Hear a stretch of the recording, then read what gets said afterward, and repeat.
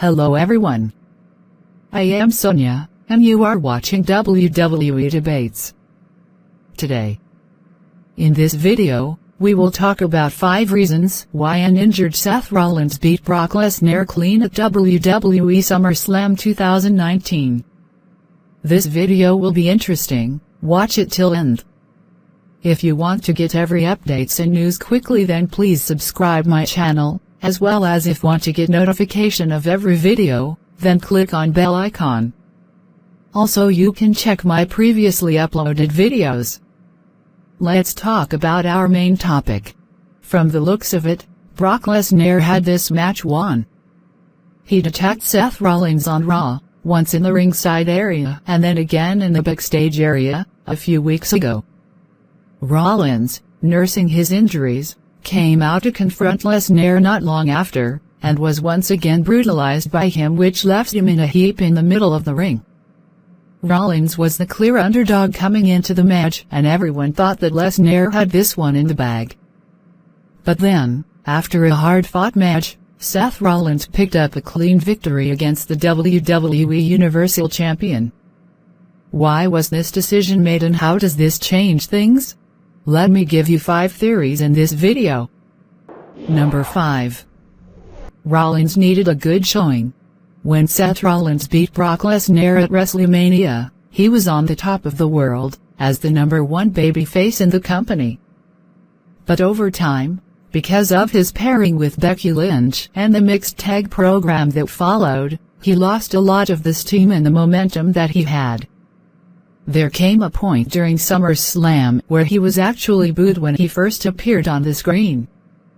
The only way to rectify this problem would be to have him be showcased as the man that he is, an athletic marvel who can go toe-to-toe with the biggest stars in the world and comes out on top in a match. There is none bigger than Brock Lesnar in the field of sports entertainment right now. With this decisive win, Seth Rollins is back to being a man who can be respected and revered. Let's hope that WWE continues to keep him looking strong and dominant over the following months. Number 4. Heyman wants a full-time champion. Paul Heyman didn't want Lesnar to beat Seth Rollins. At this point, Vince McMahon is not in charge of the direction of this particular feud. Paul Heyman is in charge of Raw now. Paul Heyman knows that you can't have someone vanishing with a title so long. He's seen it, he's seen the effect of it. I believe that Brock Lesnar is a wild card, whose future depends on how much Vince McMahon is willing to spend.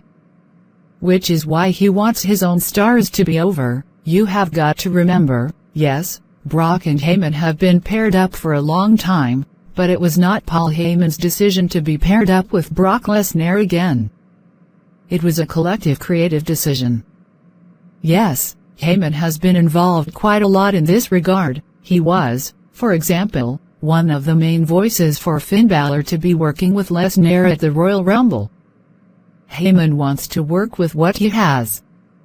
There are no guarantees that he is Brock Lesnar, because that's down to Vince McMahon putting his hand in his pocket. You cannot just go to Vince and say, I want Brock this week, this week, this week, and this week. It's not going to happen. With Heyman at the helm, it was clear that this title change wouldn't happen at SummerSlam. Number 3. The audience has no love for Brock Lesnar. I know that I mentioned that Seth Rollins has lost a lot of goodwill because of the way that he's been booked in recent times. However, Brock Lesnar, despite his intimidating presence, is someone who's despised by the WWE Universe.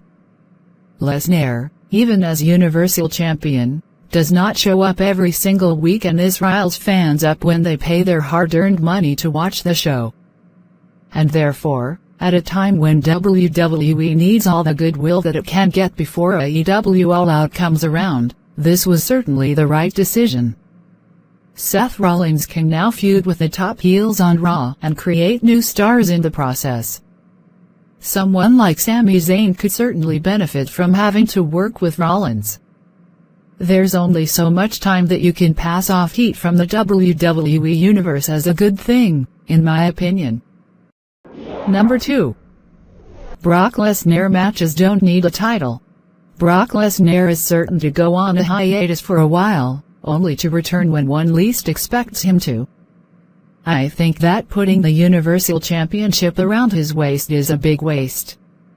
I will let you know why I believe this to be the case. Imagine if Lesnar were to return and face off against someone like Bobby Lashley for a match to prove who is the more dominant fighter when Lashley is cleared to compete again.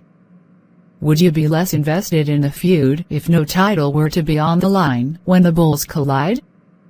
Personally speaking, I'd want to see two monstrous men just ripping each other to shreds. The Universal Championship can be used to make new stars, instead of wasting it on an established star. Even someone like The Fiend could benefit from it. Number 1. Ending the show on a high note. Money in the Bank was a great show that ended with Brock Lesnar making a surprise entrance and then winning the contract. Extreme Rules was another solid show where WWE lost any amount of goodwill by following up the main event with a Brock Lesnar Universal Championship win. Now, SummerSlam was a really solid card from beginning to end. You had Goldberg gain a measure of redemption, you had The Fiend make his debut, and you also had a variety of other really good matches. Having Brock Lesnar stand tall when the show was done would have just enraged fans to no end. And this is why I thought that Seth Rollins picking up a victory without any real trickery was a good move. It is definitely time for WWE to invest in their full-time stars and not rely on part-timers for the big ratings. I hope guys you will like this video. Please like and share it, and do not forget to subscribe my channel for more interesting videos. Thanks for watching, take care.